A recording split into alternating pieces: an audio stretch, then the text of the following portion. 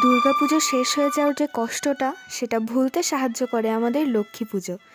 আর সেই লক্ষ্মী পুজো এমন একটা পুজো যার জন্য জাঁকজমক তো থাকে না, তবে ভক্তিটা ভরপুর থাকে। আমাদের বাড়িতে এবার লক্ষ্মী পুজো হয়েছিল রাস পূর্ণিমার দিন। তার জন্যই সমস্ত নাড়ুমোয়া বানানো হয়ে গেছিলো তার আগের দিনই। পুজোর দিন আলপনা দেওয়া থেকে শুরু করে সমস্ত ফলগুলোতে সিঁদুরের ফোঁটা, পানে, আম্রপল্লবে, তারপর নৌকাতে সমস্তটা দিয়ে আমি রেডি করেছিলাম। বাকিটা মা এসে করতো।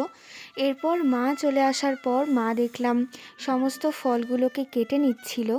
আর এই যে আমার ছোটো বোন আলপনা এঁকেছে, আলপনাটা কেমন হয়েছে অবশ্যই জানিও।